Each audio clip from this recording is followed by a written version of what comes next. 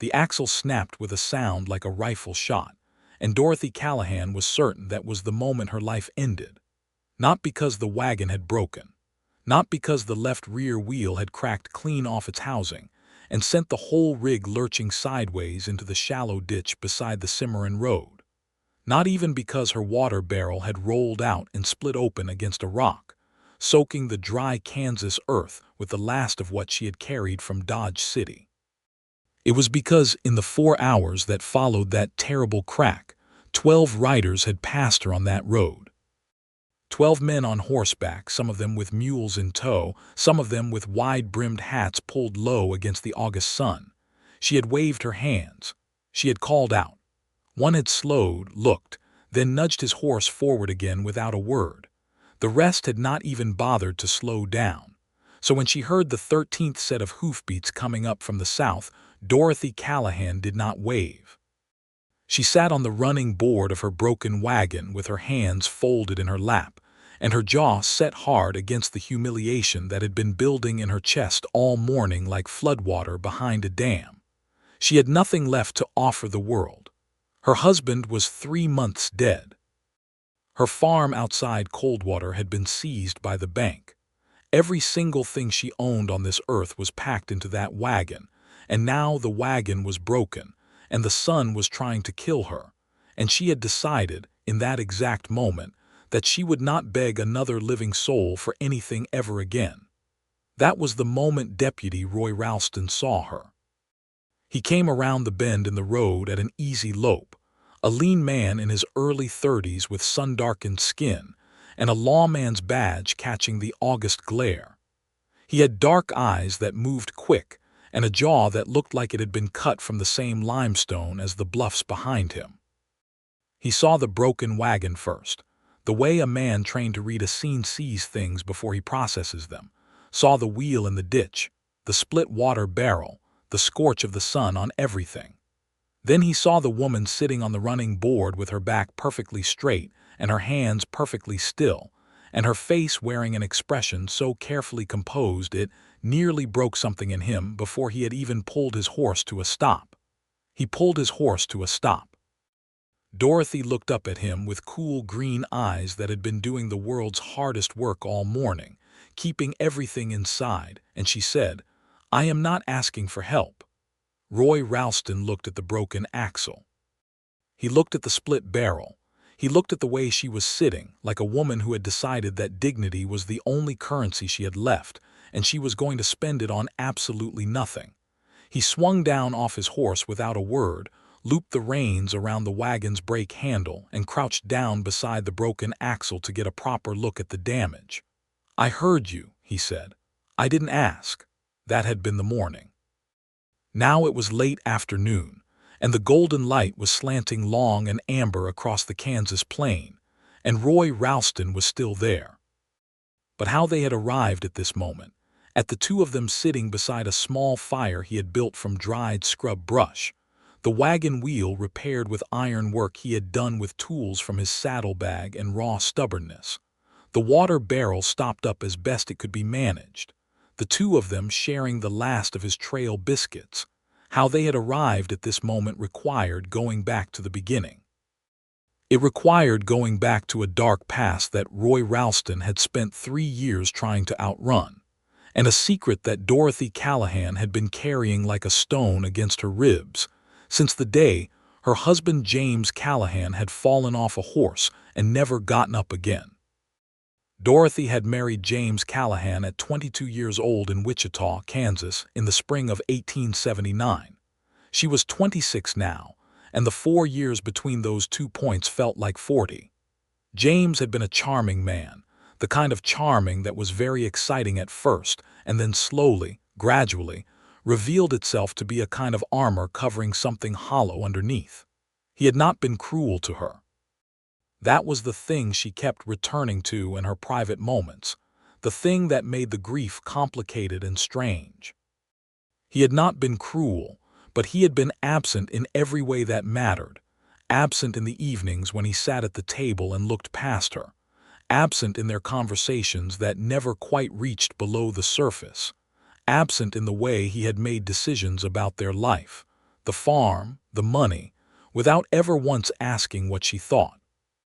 When James had died in May of 1883, thrown from his horse during a late spring storm, Dorothy had felt grief, and she had felt guilt about the particular shape of that grief, because mixed in with the genuine sorrow was something she could not name cleanly, something close to the horrifying feeling of a door swinging open in a room that had been locked for years. Then the bank had arrived, and the door had swung shut again. James had borrowed against the farm twice without telling her. The mortgage was underwater by a margin she could not have closed in 5 years of good harvests, and the banker in cold water, a man named Horace Prout who wore a suit that was too expensive for the climate and had eyes like a hen, had given her 30 days. She had used 29 of those days trying to find another way. On the 30th day she had loaded everything she owned into her wagon and pointed the horses toward the town of Harlan, where her mother's sister lived, and where, she had been told, there was land available for homesteading under the Homestead Act of 1862. She had not told anyone where she was going. That detail mattered more than she knew yet.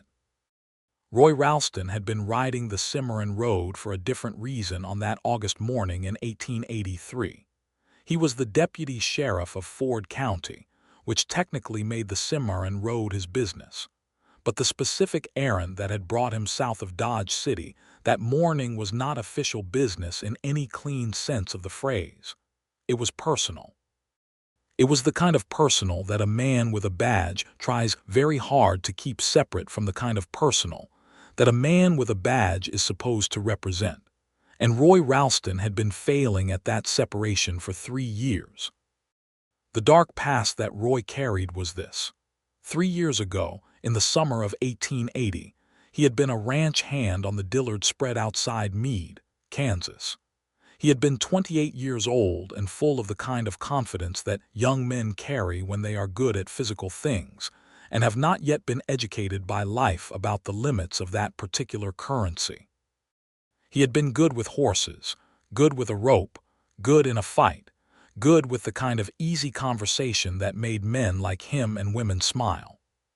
He had been in love, or believed himself to be in love, with a woman named Clara Hennessy who had hair the color of dry autumn grass and a laugh that he had thought was the best sound in the world. Clara Hennessy had been engaged to a man named Porter Dillard, the owner's son, a fact that Roy had allowed himself to forget about or reinterpret or minimize in all the ways that a young man will when he wants something badly enough. Clara had encouraged him. He had told himself that what she was showing him was the truth, and what she was showing Porter Dillard was the obligation. He had told himself this right up until the evening he had walked into the stable to saddle his horse for a ride he had planned with Clara, and found instead a note she had left for him that contained 14 words he still knew by heart. "I am sorry, Roy. I love Porter. Please do not make this harder." He had made it harder, not in any violent way. He had not touched Porter Dillard or said a word to Clara that was threatening or ugly. What he had done was stay on at the Dillard Ranch for another 6 weeks, working like a man who had nothing wrong with him, until Porter Dillard came to him one morning with a look of genuine discomfort on his face and said he thought it was time Roy found work elsewhere. Roy had agreed. He had ridden out of the Dillard spread and kept riding until he crossed into Ford County, where he had found a job as a deputy under Sheriff Tom Bledsoe, a fair man who asked few questions and paid steady wages. He had been a good deputy. He had been, in fact, an excellent deputy, the kind of man who rode out in weather other men stayed home in, who handled difficult situations with a quietness that prevented escalation, who remembered names and faces and the small details that made a town feel known rather than policed. He had built something real in 3 years. He had built a reputation and a place and the beginning of a self he could respect. But he had not let anyone close. That was the hidden cost of what had happened with Clara Hennessy. Not the heartbreak itself, that had healed in the way heartbreaks do, imperfectly but tolerably. The hidden cost was what he had concluded about himself in the aftermath. He had concluded that his instincts about people, specifically about women, specifically about what a woman felt and wanted and meant, could not be trusted. He had been so certain about Clara. He had read her signals like a man reads a map, with complete confidence in his ability to navigate, and he had been reading a different map entirely from the one that existed. That wrongness had shaken something foundational in him, and for 3 years he had responded to that shakiness by keeping his distance from any situation that might require him to trust those instincts again. He was, in other words, a man who had built excellent walls and was beginning to suspect the walls were costing him more than the original wound ever had. On the morning of August 14, 1883, Roy Ralston had been riding south on the Cimarron Road because he had received information the previous evening that a man named Cal Whitmore, who had jumped bail on a charge of cattle theft, had been seen heading south toward the Indian Territory border. Roy was not on official duty that day, Sheriff Bledsoe having given him 2 days off after a difficult week that had included a bar fight in Dodge that had gotten more complicated than bar fights usually got.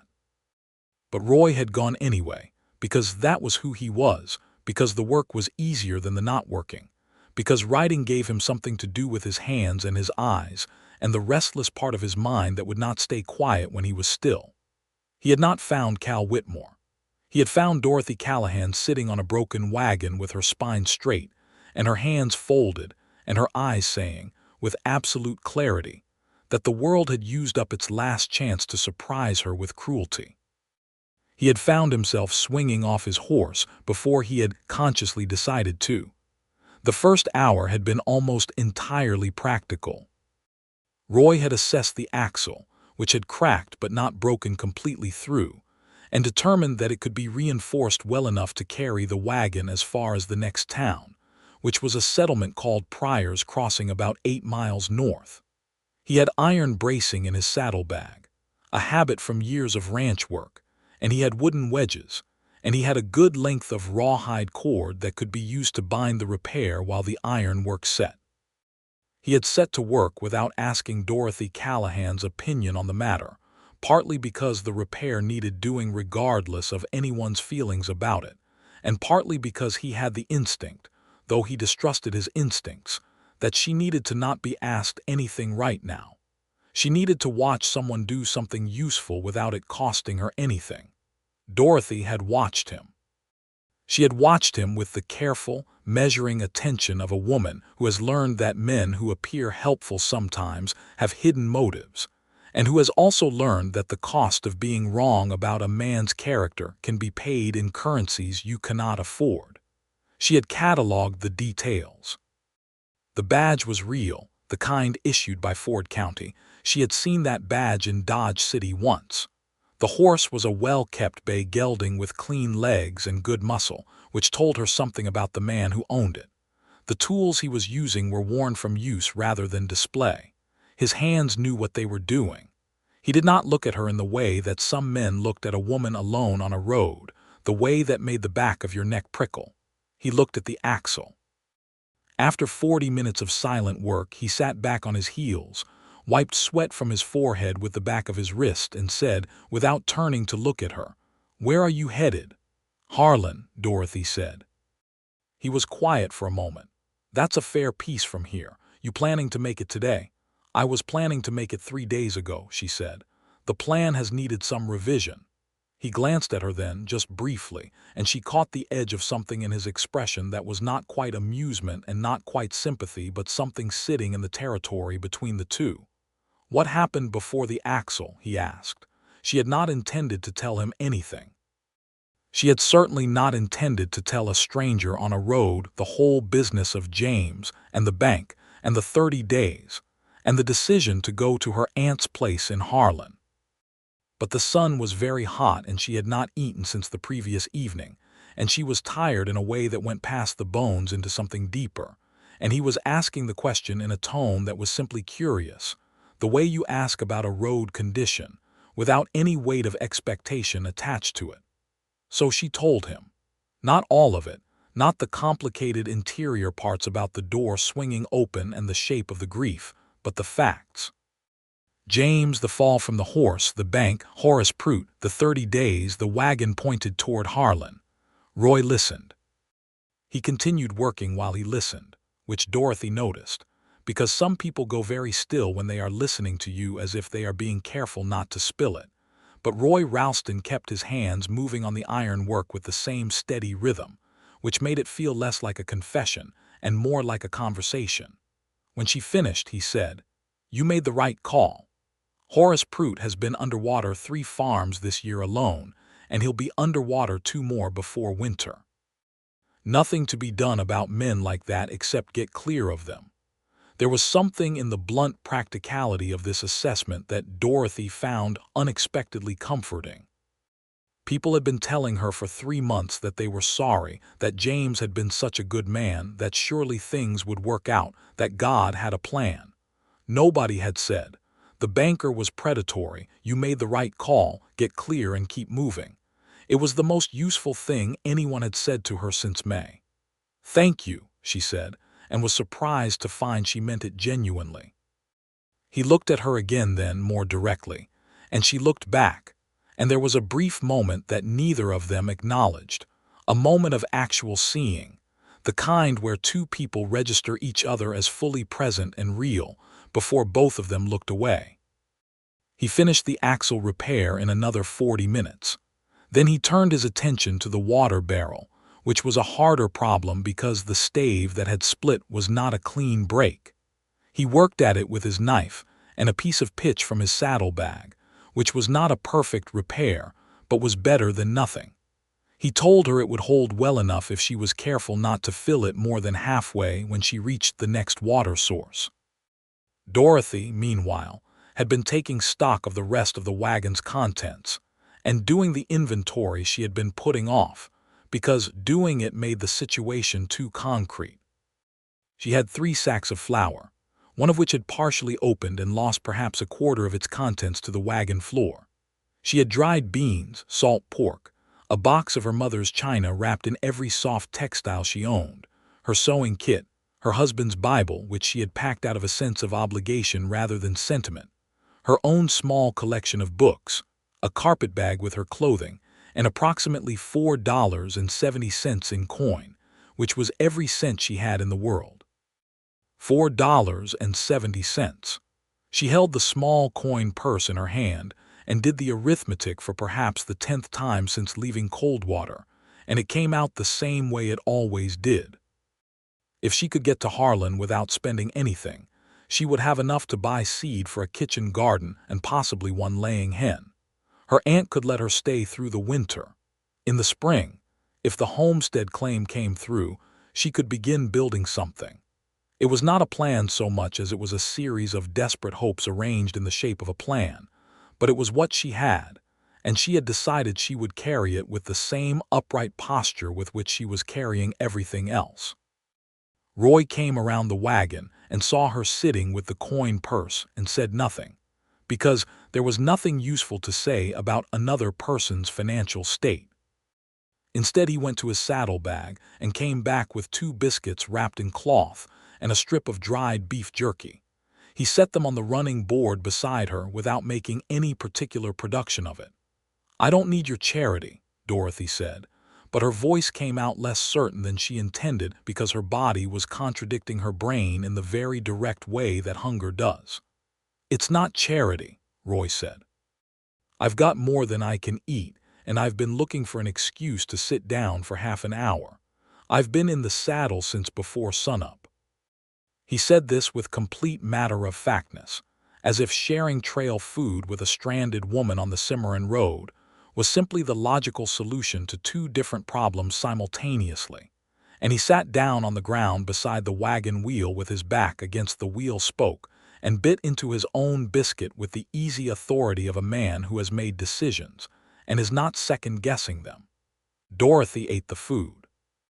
It was the best thing she had tasted in a week, not because it was good food, it was fairly hard biscuit and very tough dried beef, but because someone had given it to her without asking for anything in return, and that was a sensation she had almost forgotten existed.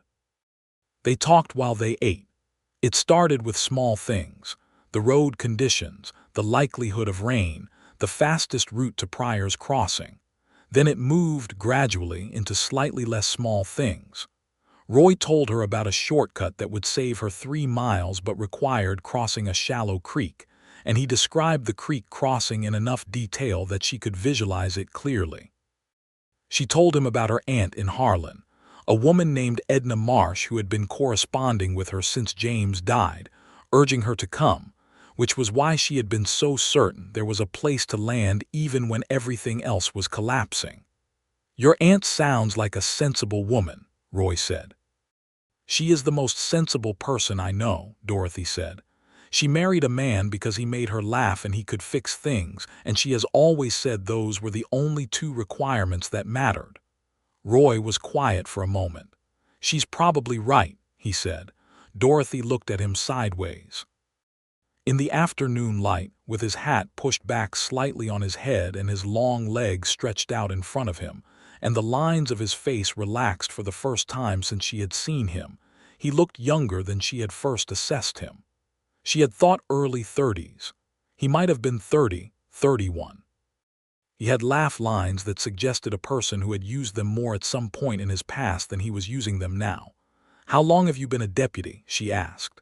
3 years, he said. "Before that, ranch work." He paused. "Before that, ranch work somewhere else." She heard the pause and did not chase it.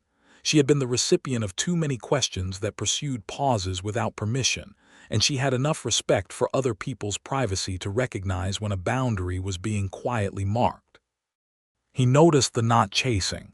She could see that he noticed it, a very small shift in his shoulders that was the physical equivalent of an exhale. They finished eating. He stood up and checked the axle repair one more time, running his hands along the iron bracing and the rawhide binding with the careful attention of someone who does not trust their own work to be perfect and needs to verify it anyway. Dorothy thought this was admirable. James had never checked his own work twice. He had been the kind of man who was always already on to the next thing. "It should hold to Pryor's Crossing," Roy said. "You'll want to get it properly repaired there. There's a blacksmith named Holly's who does good work and charges fair prices." Dorothy stood up too and looked at the repaired wheel and said, with complete honesty, "I am grateful. I mean it genuinely." Roy looked at her. There was that moment again, that full and direct seeing, and this time it lasted slightly longer before they both looked elsewhere. "Where are your horses?" he asked. And then Dorothy remembered that she had not told him about the horses, and she had to tell him about the horses, and it was possibly the most humiliating thing she had yet had to say on this already quite humiliating day. "I had 2, she said. "One went lame 2 days ago just outside Dodge City. I sold him to a livery for $6, which I used to buy enough grain for the remaining one to keep going.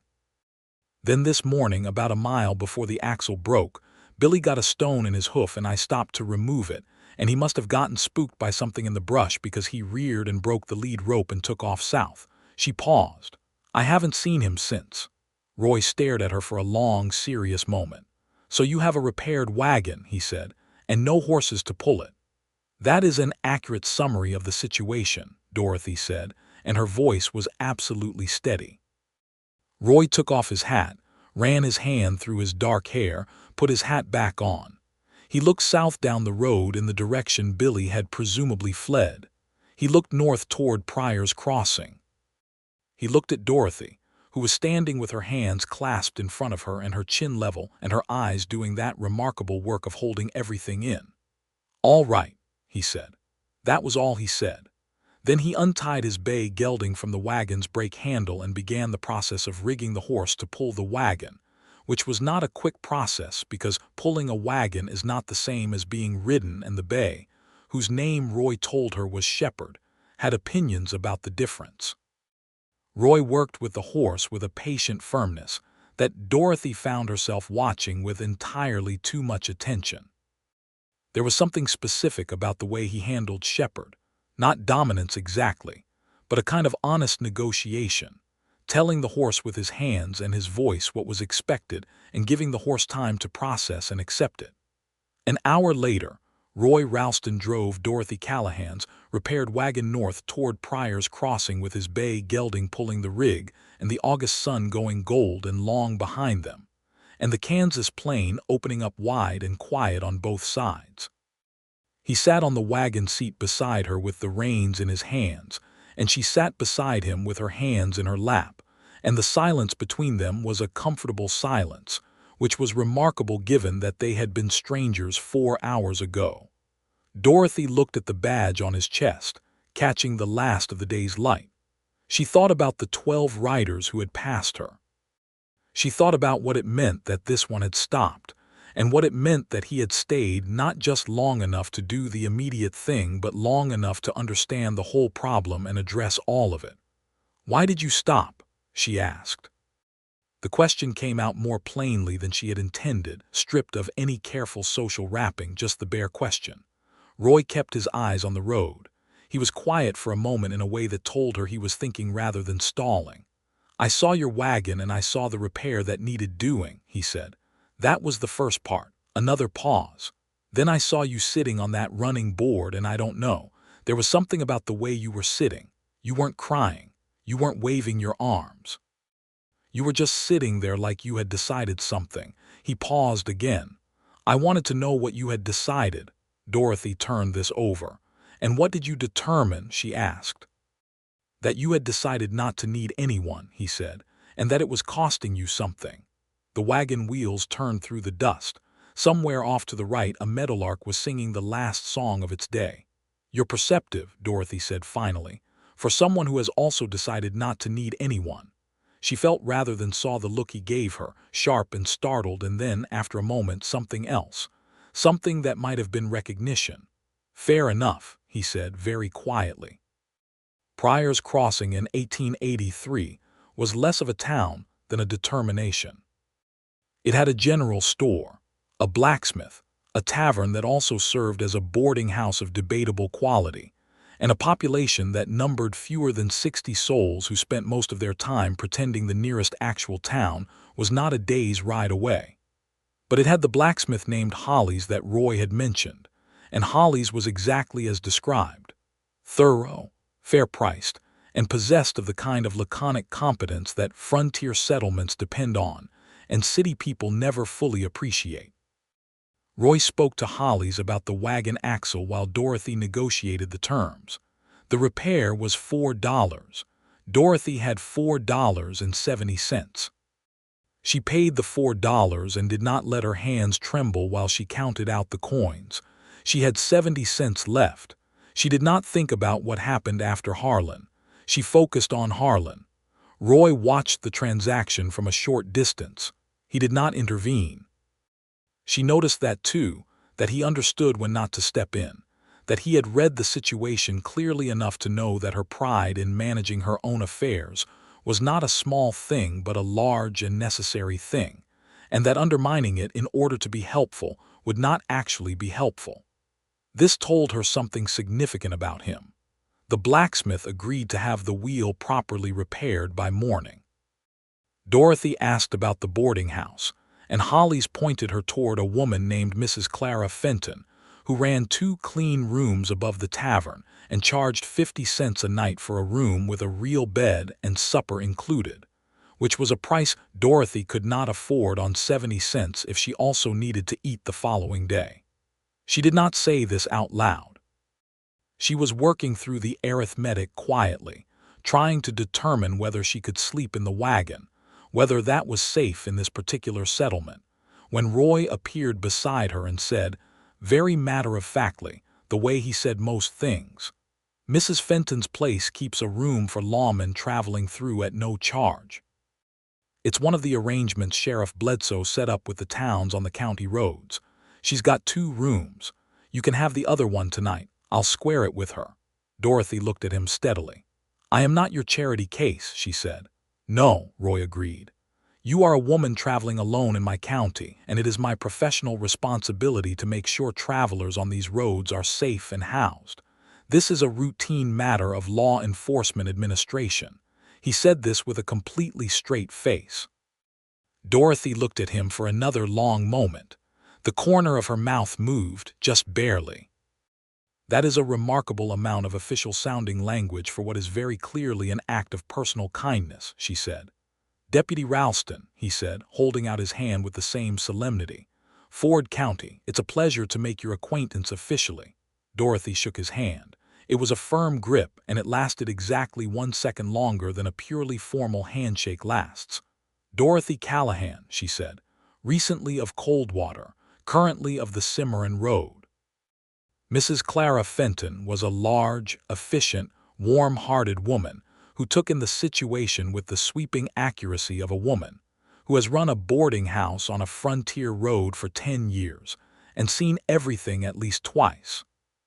She showed Dorothy to a room that was small but genuinely clean, with a real cotton mattress and a window that looked west over the plain where the sun had gone down red, and the sky was doing its nightly transformation from orange to violet to dark.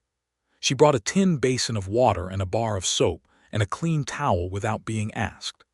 Dorothy sat on the edge of the bed after Mrs. Fenton left and pressed both hands to her eyes and let herself feel, for just a few minutes, the full weight of the day. The fear she had kept locked behind her composed expression for 6 hours. The vulnerability of being entirely alone and entirely without resources on a road in the middle of nowhere. The 12 riders who had passed, the raw humiliation of all of it.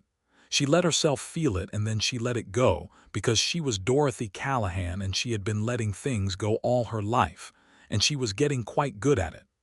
Supper was served downstairs at a long table, salt pork and beans and cornbread, simple frontier food, exactly what was needed.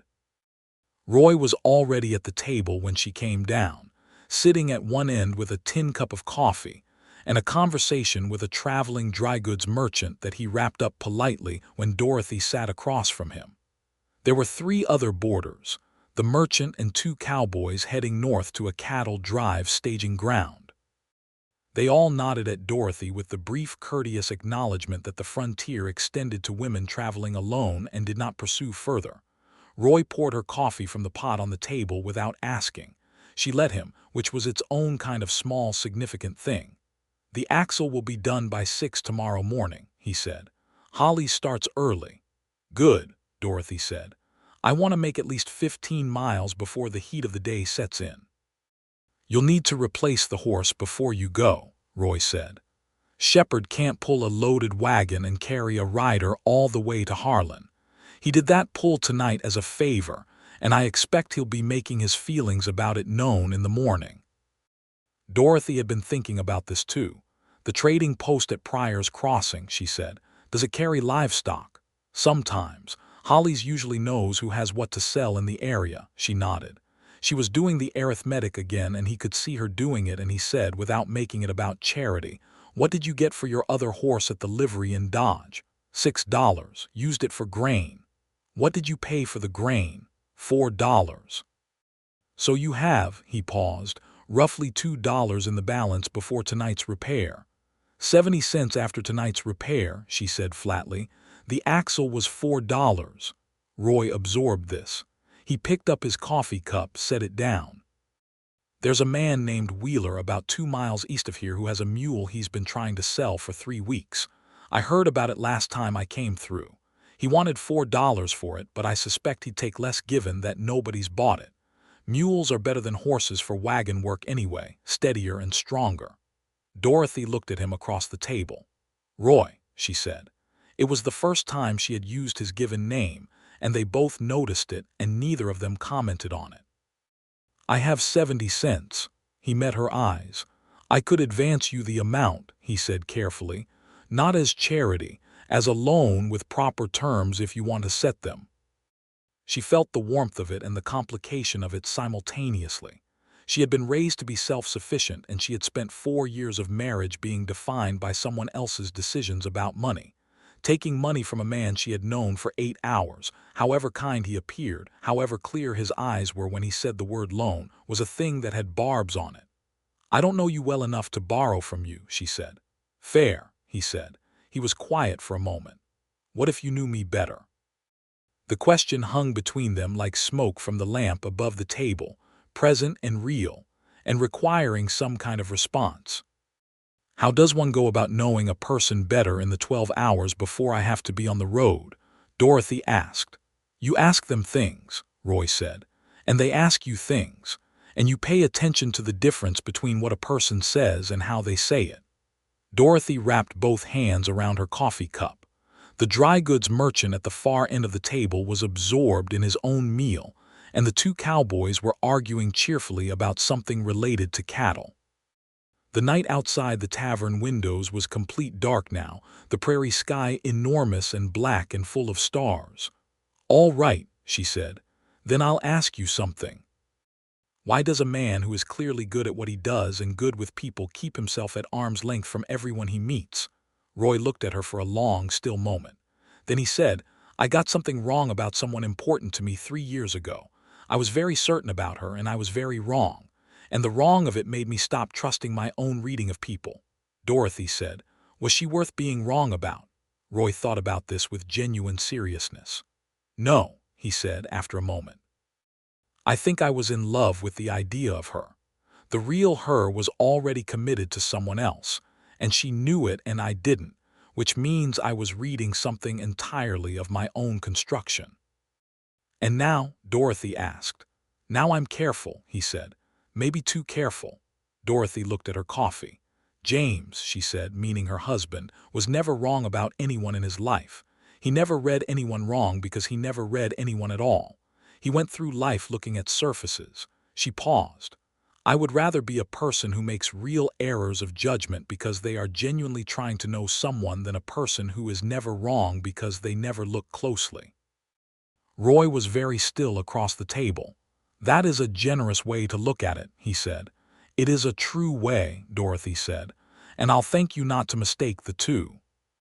After supper, when the other boarders had retreated to their rooms and Mrs. Fenton had cleared the table, Roy and Dorothy sat at the long table with the lamp between them and talked for 2 more hours.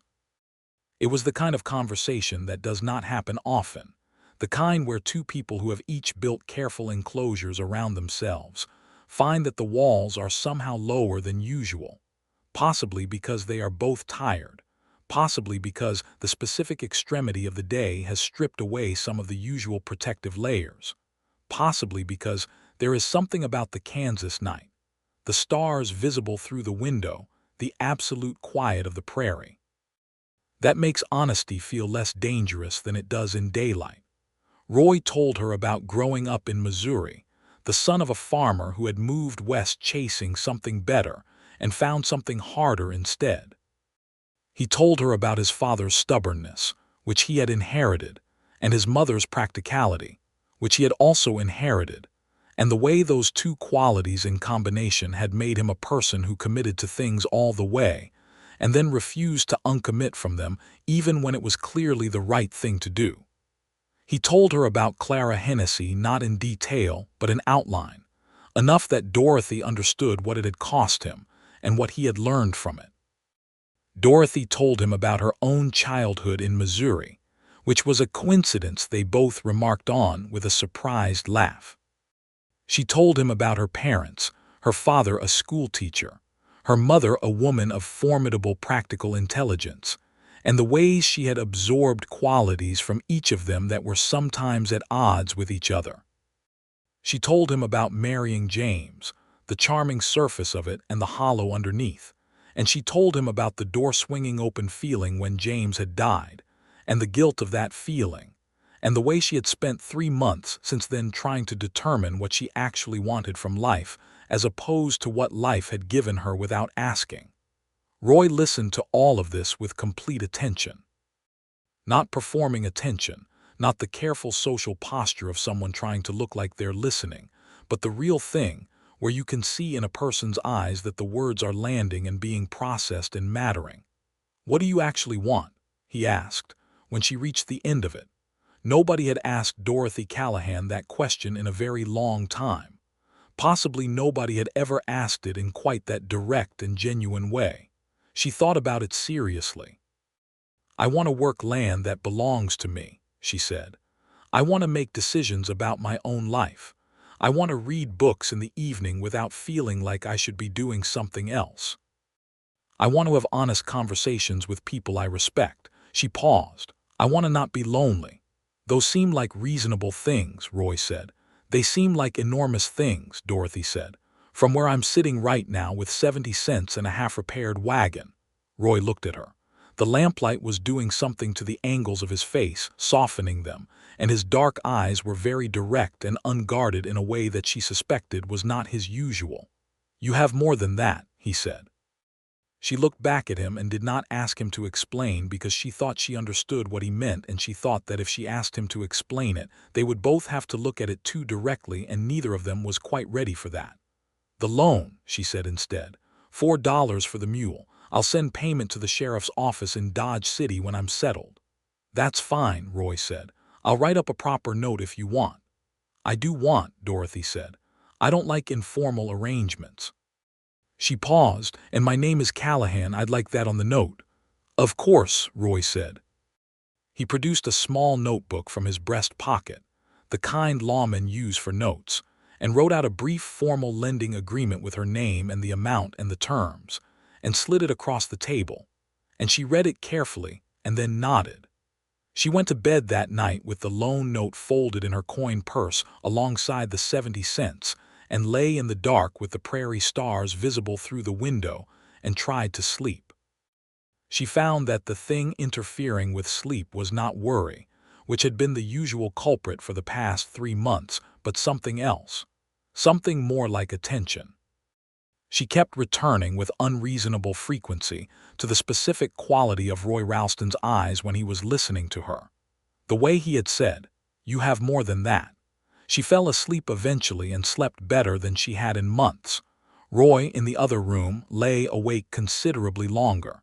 He had been carefully, deliberately, building his defenses for 3 years. He had been entirely sure those defenses were working. He was now confronting the unsettling evidence that they were not working as well as he had believed. Because the quiet, green-eyed woman who had refused his help, and then eaten his biscuit, and then asked him the most precise questions he had been asked in years, had gotten past them without apparently trying.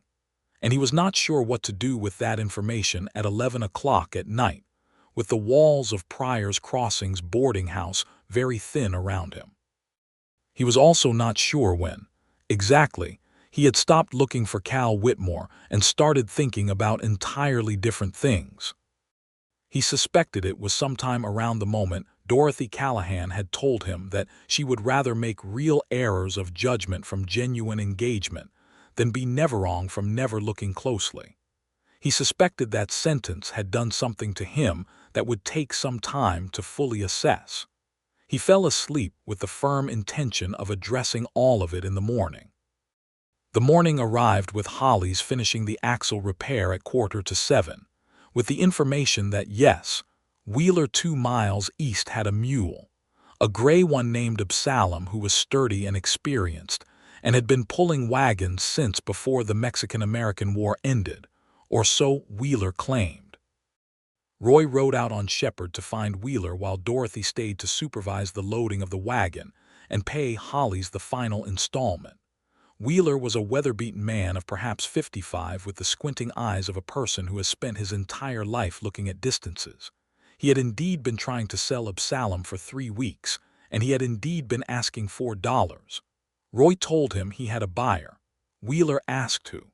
Roy said a woman heading to Harlan to homestead. Wheeler looked at Roy in the way that frontier men look at each other when they are deciding whether to take something at face value. $3, Wheeler said. Roy looked at him. $2.50, he said. She's had a hard stretch, Wheeler considered.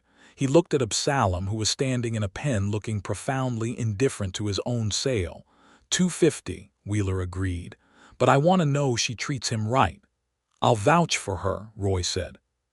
He led Absalom back to Pryor's Crossing on a lead rope, and found Dorothy and Mrs. Fenton in a conversation about homesteading, with Mrs. Fenton providing extremely useful information about water sources and growing seasons, and the particular challenges of the Kansas plains west of the Cimarron.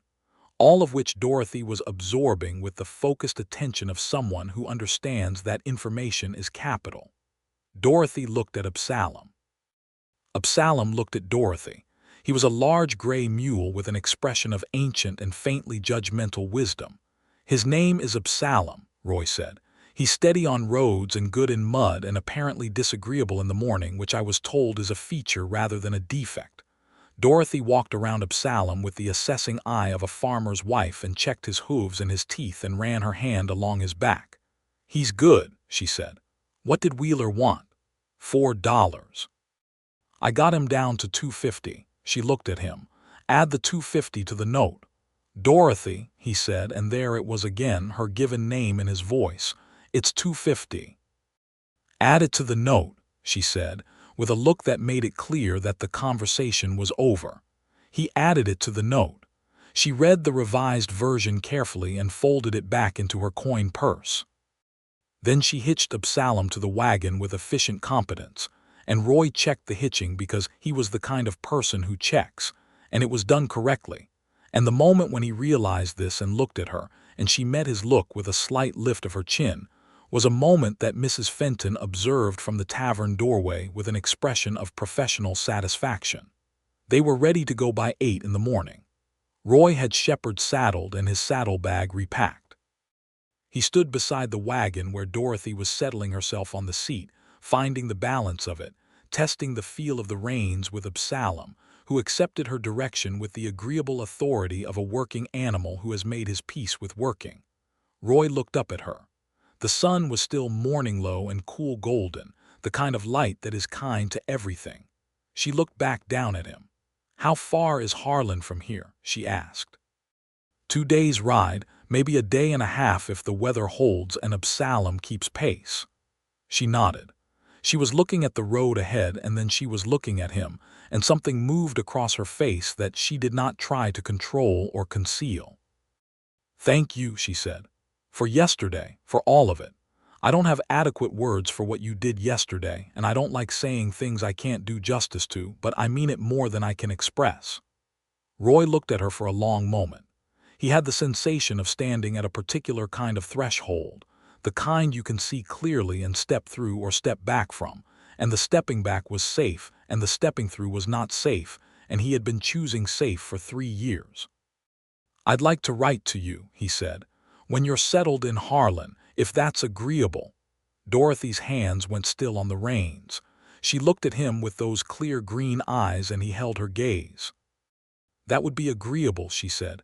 "Write to Dorothy Callahan, care of Edna Marsh, Harlan, Kansas." "I'll remember," he said. "I believe you," she said.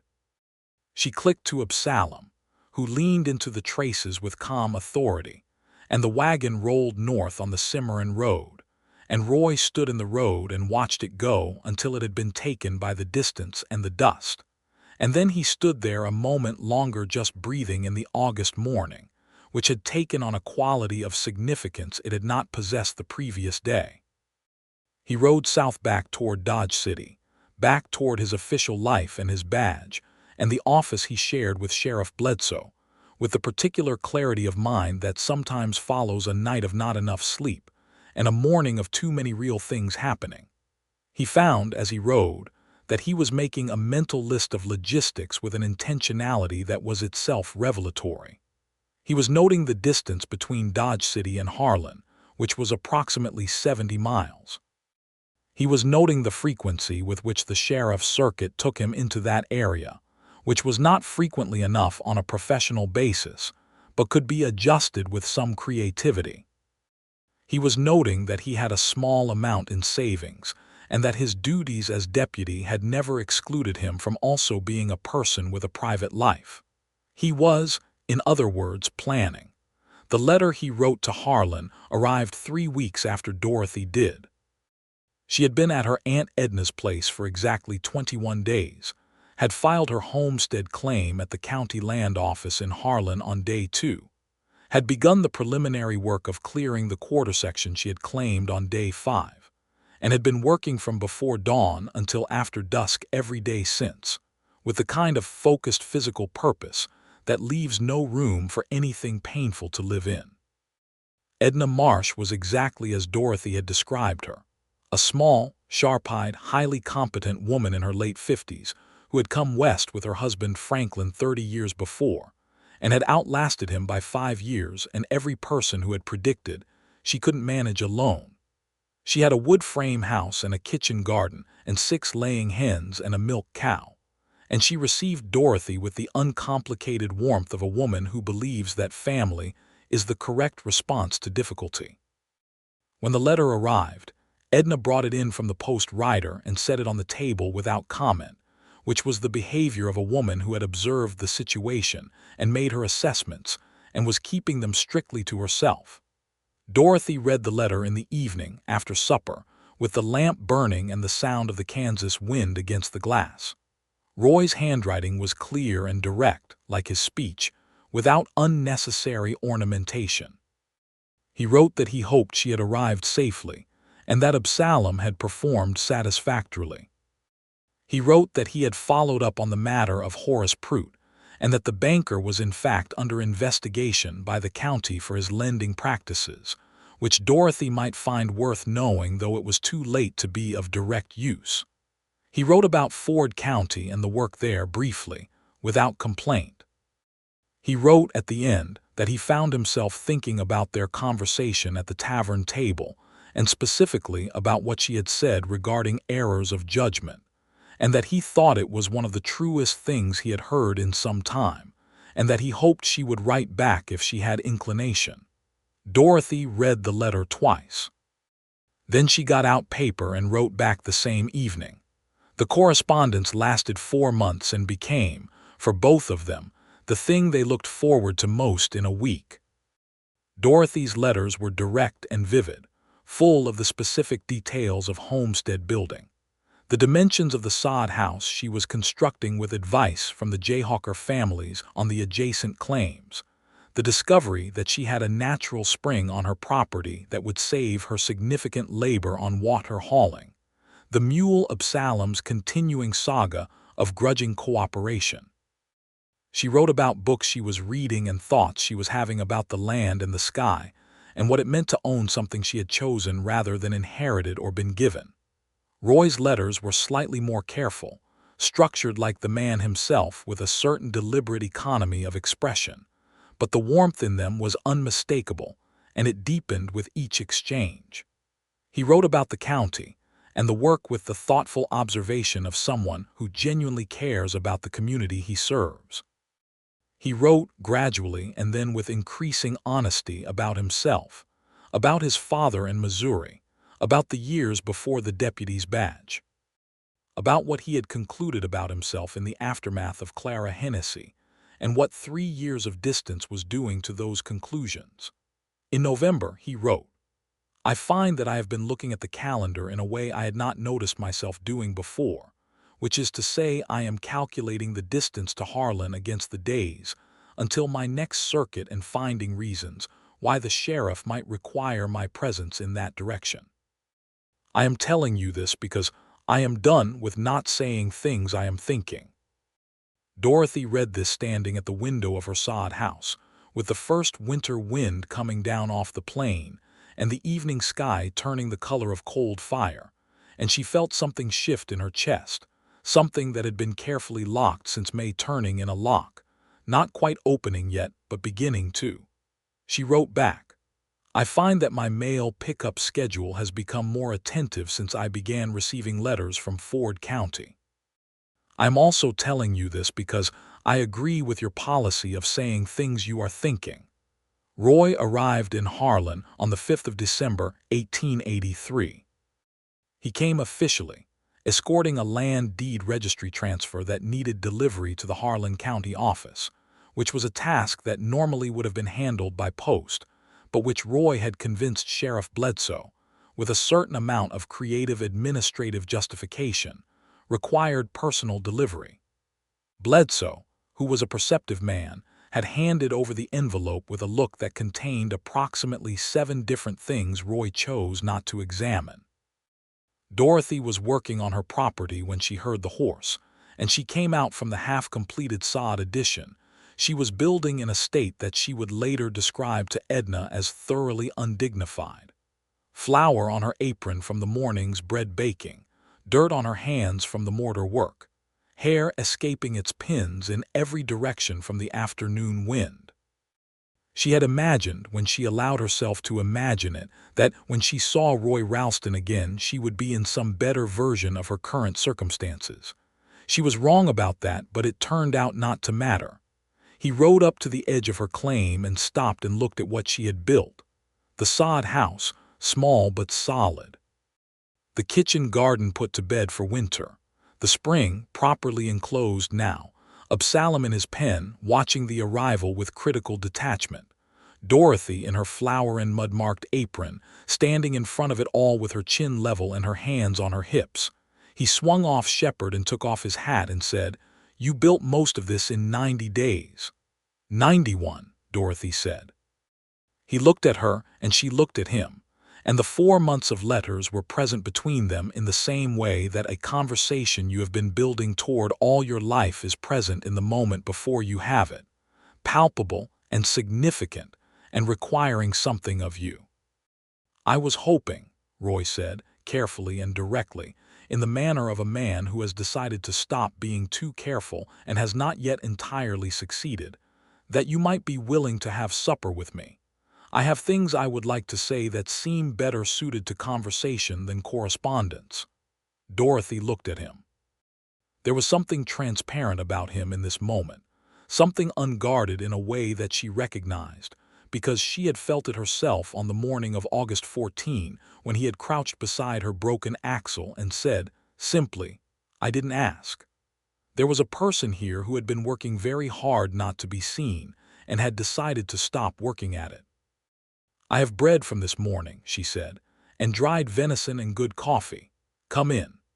Edna Marsh, who was visiting her neighbor 2 miles south, returned to find the lamp burning in Dorothy's sod house and 2 horses tied outside, and elected to stay with the neighbor for supper, which she did with the serene confidence of a woman who has long since made her peace with being right about things. Supper lasted 3 hours.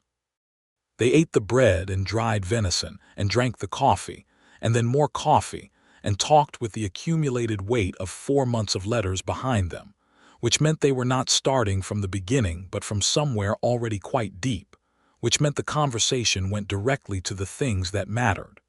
Roy told her about the 3 years more fully than he had in any letter, what the isolation had felt like from the inside. The way he had convinced himself it was strength when it was, he was now fairly certain, fear wearing the clothing of prudence. The specific conversation in her letters, the one where she had described what she actually wanted from life, that had stayed with him and continued to reorder the way he looked at things. Dorothy told him about the 91 days, the loneliness of them, mixed with the deep satisfaction of work and ownership and chosen purpose. The way she had woken some mornings absolutely certain she could do this and other mornings profoundly uncertain, and how both kinds of mornings had required the same behavior, which was getting up and doing the next thing. She told him about the letter from a man in Coldwater, a friend of James's, who had written in October to say that Horace Prout had indeed been brought before the county court for his lending practices, and that several of the farms he had seized were being reviewed, and that Dorothy might have a claim if she wished to pursue it. Roy asked if she intended to pursue it. Dorothy said she had thought about it carefully and had decided that what she was building in Harlan was hers in a way that the farm in Coldwater could never be, because she had built it herself from nothing, and that going back to Coldwater for anything, even money, felt like going backward. She was going forward. Roy looked at her across the small table in the lamplight and said, "You are the most clear-eyed person I have met in my life." Dorothy said, "You are the only person who has ever made me feel like being seen is not dangerous." The space between those 2 sentences was a space where everything important was understood. Roy said, "I would like to court you properly, if you're willing. I know that is a formal word, but I mean it in the full sense." Dorothy said, "I know what the word means. Yes." He visited 4 more times that winter, making the 70 miles between Dodge and Harlan on whatever professional pretext he could legitimately construct, and then, in January, simply on the personal truth of it, telling Bledsoe directly that he was courting a woman in Harlan and would need certain days. Bledsoe, who had been watching his best deputy disappear into unnecessary solo circuits for months, told him it was about time and worked out a schedule. The courtship was conducted at the table in Dorothy's sod house, and at Edna Marsh's kitchen table, and on long walks along the frozen creek that ran the south edge of Dorothy's claim and in letters between visits. It was a courtship between two adults who had each survived their own private damages and come out the other side knowing things about themselves, which meant it was conducted with a directness that people sometimes mistake for lack of romance, but which is, in fact, a deeper and more enduring kind. They fought exactly once during the courtship, in February, over a letter Roy had written that Dorothy had read as dismissive of a difficulty she was having with a neighbor dispute over the boundary of her claim. She had written back with considerable sharpness. He had ridden to Harlan the following weekend, not waiting for the post-cycle, and they had sat across from each other, and he had said, clearly and without defensiveness, that he had written carelessly, and she had read accurately, and he was sorry. She had said that she had a tendency to read criticism into practical advice, because that was what 4 years of marriage to James had trained her to do, and she needed to distinguish between the two. They had looked at each other in the after-quiet of having said hard things clearly, and having been heard and neither of them being destroyed by it. And the respect between them had deepened in the specific way it only deepens when tested. In March of 1884, Roy asked Dorothy to marry him. He did it at the kitchen table in her sod house, which was the location where the best conversations of their lives had occurred and seemed like the right place. He had not brought a ring because he had asked Dorothy in January whether she preferred a ring or whether she would rather have something more useful, and she had said she would rather have something more useful, and so he had brought her instead a small brass compass with her initials engraved on the case, which had cost him more than any ring he could have afforded, and which he explained was because she was someone who always needed to know where north was. Dorothy held the compass in her hands and looked at it for a long moment and then looked at Roy and said, "Yes, Roy, I will marry you. I would like that very much." They were married in April 1884 by the circuit preacher who came through Harlan every 6 weeks, with Edna Marsh as witness, and the small community of Harlan settlers, neighbors Dorothy had come to know in the months of building, filling the space outside the small church building that doubled as a schoolhouse. Roy had arranged with Sheriff Bledsoe, by this point fully informed about everything, to transfer his post to the newly established Ford County suboffice in Harlan, which had been created partly because the growing settlement genuinely needed a lawman's presence, and partly because Bledsoe was a fair man who believed his best deputy had earned some happiness. The wedding was not elaborate. Dorothy wore a dress of blue cotton she had sewn herself with fabric from the general store in Harlan, and Roy wore his clean shirt and his deputy's badge, and the look of a man who has found the thing he did not entirely know he was looking for, but recognizes unambiguously upon finding. Edna Marsh cried, which she would have denied if asked. The neighbors brought food for the reception, frontier potluck generosity, and there was fiddle music and a sunset that turned the whole western sky the color of burning copper, and Dorothy danced with her new husband in the dirt yard outside the church school building under the enormous Kansas sky. They moved into the sod house together, which was small for 2 people, but which they had already agreed was temporary. Roy had savings. Dorothy had the homestead claim, now legally settled, and the spring and Absalom. Together they had a plan. Over the summer of 1884 they would build a proper wood frame house on the property, 2 rooms to start, more rooms later. Roy would work his deputy duties. Dorothy would develop the homestead. In the evenings they would be together, which was the part of the plan that mattered most to both of them. The summer of 1884 was the best of either of their lives to that point. The building of the house was the primary project, with Roy and the neighbors working weekends in the tradition of frontier barn raisings, the cooperative labor that built settlements from nothing. Dorothy directed the interior work with the precision of someone who had thought carefully about what she wanted. The kitchen positioned to catch the morning light, the windows placed to give both the cooling north breeze and the view of the prairie to the west, a small room in the back that Roy assumed was for storage, and Dorothy said nothing about for 3 months. In August, 1 year exactly from the day on the Cimarron Road, Dorothy told Roy what the back room was for.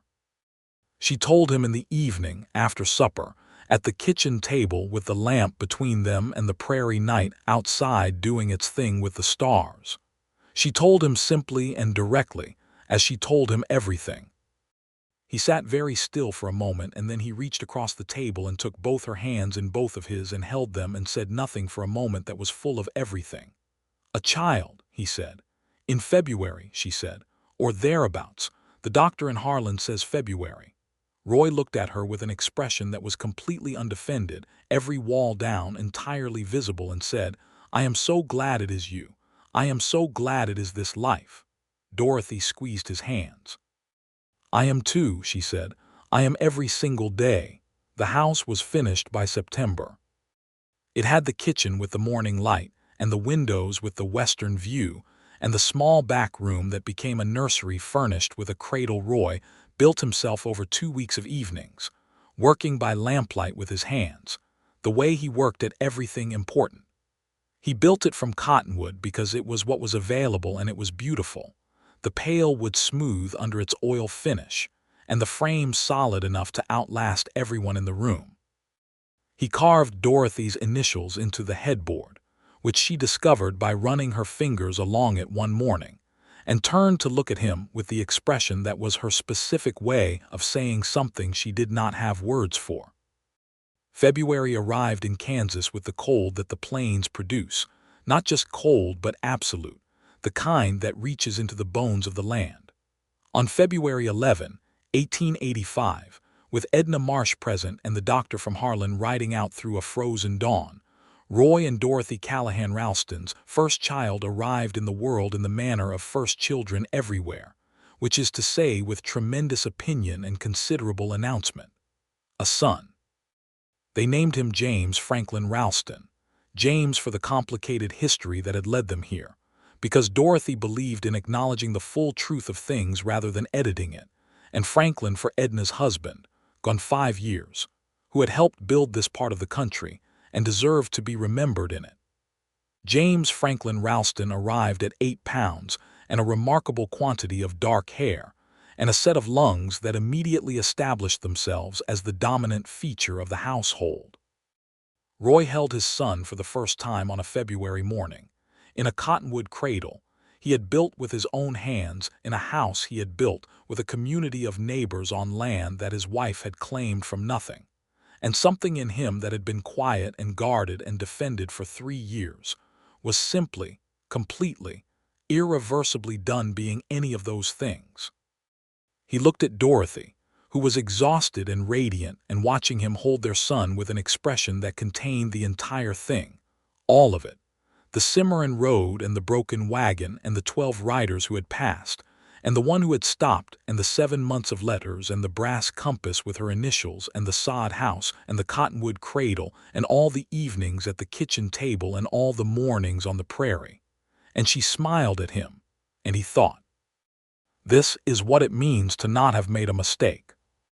The years that followed built themselves the way good lives do, incrementally and with the texture of actual living, which is to say they contained difficulty and joy and the ordinary work of maintaining something real in an impermanent world. The homestead grew.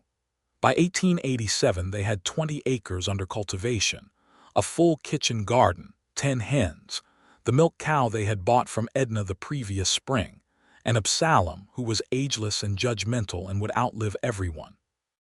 Roy's work as Ford County's subdeputy in Harlan had expanded as the settlement grew, and he was offered the position of full sheriff of the new Harlan County in the spring of 1886, when the county was formally established. He accepted it after a conversation with Dorothy that lasted 2 evenings and addressed every aspect of the decision, including the risks and the responsibilities and what it would require of both of them.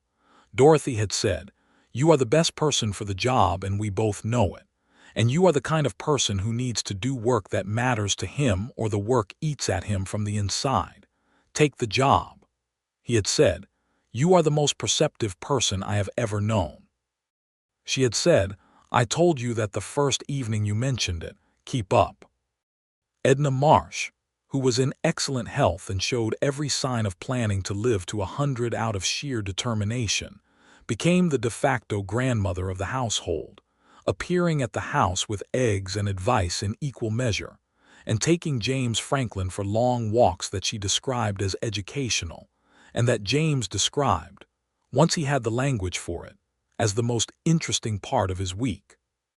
In 1887, Dorothy had a miscarriage, which was a grief they carried together and spoke about honestly, not around, the way they did with everything. Roy built a small marker at the edge of the property, under the cottonwood tree that had established itself at the south fence line, and Dorothy planted wild sage around it in the spring. The grief was real and it was held, and they did not let it close them from each other. If anything, it deepened something, the knowledge that they had stood in a hard place together and stayed standing. In 1888, their daughter arrived, Eleanor Rose Ralston, born in June on a morning of extraordinary clarity, the sky outside the window the precise blue of a day that means business. She was small and fierce and had her mother's eyes and her father's stubbornness, and Edna Marsh looked at her in the first hours and said, with great satisfaction, "There she is." James Franklin, who was 3, was introduced to his sister with appropriate ceremony, and responded by immediately attempting to share his favorite wooden horse with her in a gesture that was both generous and logistically confused. Roy and Dorothy stood on either side of the cradle which was serving its second child, the cottonwood warm and pale in the June light, and looked at what they had. "Do you remember the Cimarron Road?" Dorothy said. "I remember it every day," Roy said. "I sat on that running board," Dorothy said, "and I decided not to need anyone. I was so certain that was the right conclusion." Roy looked at her. And I was entirely wrong," she said, "in the best possible way." In 1890, they made the trip to Dodge City for the Ford County Lawmen's Conference, the first time Dorothy had been back in the area since August of 1883, and they drove the Cimarron Road in a proper 4-wheeled buggy, with Absalom in the traces looking no older than he ever had. They passed the place where the wagon had broken. Dorothy recognized it by the particular configuration of the road and the bluffs and the shallow ditch where the wheel had gone. She told the children, because James Franklin at 5 was old enough for stories and Eleanor Rose at 2 was not old enough but would hear it again many times. She said, "There was a morning when everything was broken and I was alone on this road, and every rider that passed kept going, and then one rider stopped. And he stayed all day until everything was fixed." James Franklin said, "Papa stopped." Dorothy said, "Papa stopped."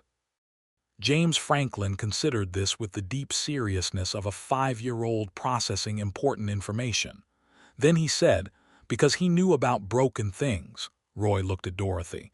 Dorothy looked at Roy. "Yes," Roy said, "because he knew about broken things." They spent 3 days in Dodge City, which had grown and changed from the raw cattle trail town of 1883 into something more established, more permanent, still rough around the edges, but with the edges beginning to soften the way frontier edges do when people have been living somewhere long enough to plant trees and build schools.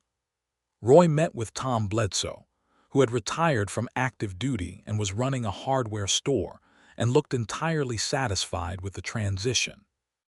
They ate dinner at the hotel and walked the streets and bought the children candy at the general store. On the evening before they drove home, Roy and Dorothy sat on the hotel porch in the cooling evening and watched the last traffic of the day move along the main street. It was a scene of the ordinary frontier, wagons and riders and the sound of a piano from somewhere down the block, and the enormous Kansas sky doing its nightly work overhead. "Are you happy?" Roy asked. He asked it simply, the way he asked things without preamble or softening. Dorothy thought about it with the genuine consideration she gave everything that deserved genuine consideration. "I am," she said. "I am happy in a way I didn't know was possible when I was sitting on that running board. I thought happiness was something you arrived at once and then maintained. I didn't understand that it was something you build constantly, every day, out of the actual materials of your actual life." Roy was quiet for a moment. "That's a better answer than I had," he said. "Your answer?" she asked. "I was going to say yes," he said. "But yours is better," she laughed. It was a full and genuine laugh, unguarded, the kind she would never have been capable of on the morning of August 14, 1883, and Roy heard it and felt it in the manner of a man who has been given something precious and knows it precisely. They drove home the next morning on the Cimarron Road in the yellow autumn light, with Absalom moving at his deliberate pace and James, Franklin asleep against his father's arm and a leaner Rose asleep against her mother's side, and the Kansas plain stretching out around them in all directions, enormous and indifferent and full of the specific beauty that only open country produces. Dorothy held the brass compass in her hand. She had carried it in her pocket every day since March of 1884. The initials DC were worn from handling but still clear. She turned it in her palm, watching the needle settle. North, always the same. She put the compass back in her pocket and took Roy's free hand in hers and held it, and he held back without looking, because they had been doing this long enough that it did not require looking, because holding each other's hands had become as natural and necessary as breathing. The road wound north. The wagon wheels turned through the dust. The sky above them was the enormous, irreplaceable blue of a late October Kansas morning, and everything that mattered in the world was within the circle of that wagon, and the Cimarron Road that had once been the worst day of Dorothy Callahan's life carried them home. 3 more years passed, filled to the edges with the specific richness of a life being fully lived. Harlan County grew, and Roy's work as sheriff grew with it. He was re-elected in 1888 and again in 1891 without opposition, which was less a tribute to the absence of competition than to the way the county had come to trust him. The steady men, the fair judgments, the reputation for going directly at difficult things rather than around them. Dorothy had become, quietly and without seeking it, one of the most respected voices in the women's community of Harlan County. The homesteaders, the farm wives, the new arrivals who needed someone to explain that it could be done and here was how. She started a reading circle that met on alternate Thursdays at Edna Marsh's house, because Edna's house was the largest, and because Edna had strong opinions about the books that should be read, and it was easier to hold the meetings there than to argue about it. The reading circle became, over time, something more, a practical exchange of information about farming and homesteading and the management of difficult situations, the kind of knowledge that women passed between themselves in the margins of the official economy because there was nowhere else for it to go. Dorothy had a gift for organizing this exchange. She had her mother's practicality and her father's love of ideas and the specific clear-eyed intelligence that had been apparent to Roy Ralston on the Cimarron Road and had been apparent to everyone who encountered her steadily since. Edna Marsh, who was indeed headed for 100, though she did not make it quite that far, said in 1891 that Dorothy was the best thing that had ever come down the Cimarron Road, which was high praise from a woman who had been living beside it for 30 years. Dorothy had laughed and said, "I came down it in a broken wagon with no horses and 70 cents. "Exactly," Edna said. "The best things arrive with nothing and make everything." In 1892, Roy and Dorothy's third child arrived. Another son, Thomas Edna Ralston, The middle name a tribute to Edna, who had insisted on being present for all 3 births, and who was so moved by the choice of middle name that she refused to discuss it with anyone for a full week on the grounds that she did not want to be seen being sentimental. Thomas arrived in October, in the house that was now fully 3 rooms plus a sleeping loft for James Franklin, who was 7, and extremely pleased about the loft.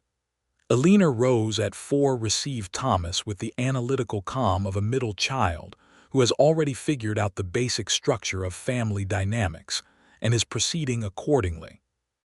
James Franklin was less calm and more enthusiastic, which resulted in a brief period of adjustment that Roy and Dorothy navigated with the patient competence of parents who have been doing this long enough to understand that children's adjustment periods are real and temporary, and best addressed with honesty and consistency. Thomas was a placid child, which was a pleasant surprise after the opinions of his older siblings, and he grew into a placid boy who nevertheless had opinions of his own, clearly organized and calmly held, which was Dorothy entirely. In the winter of 1892, sitting at the kitchen table with the lamp burning and the snow outside doing its work on the plains and 3 children asleep, and the compass sitting on the table between them where it had ended up in the course of the evening, Roy and Dorothy looked at each other across the accumulated years and the full life built between them. Roy said, "Do you know what I think about sometimes?" Dorothy said, "Probably more than one thing." "The 12 men who passed you," he said. Dorothy was quiet for a moment. "I think about them too." "Not with anger," Roy said. He was turning the compass in his hand, the pale lamplight catching the brass. "I think about them with something more like gratitude, because if any of them had stopped and done the right thing, I would have come around that bend in the road and the wagon would have been fixed, and you would have been on your way to Harlan, and that would have been everything." Dorothy looked at the compass in his hands. "I think about August 14 as the day I stopped deciding not to need anyone," she said. "Not because you fixed the wagon. Because you made it possible to stop without it costing me my self-respect. That was the thing. Nobody had done that before." Roy set the compass back on the table. He looked at her. 10 years of knowing each other, almost 9 years of marriage, 3 children, this house, this county, this life. And he still looked at her the way he had looked at her at the tavern table in Pryor's Crossing, with the direct, undefended attention of a man who is looking at something he cannot believe is his to look at.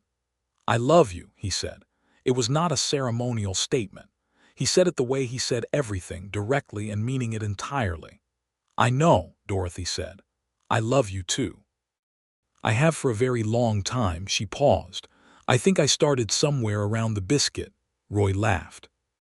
It was his full laugh, the one that used the laugh lines that had been there when she met him and were deeper now from years of use, and Dorothy heard it and thought, as she often thought, "This is the best sound in my world.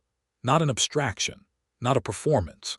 The actual sound of this actual person genuinely happy in this actual moment of their actual life."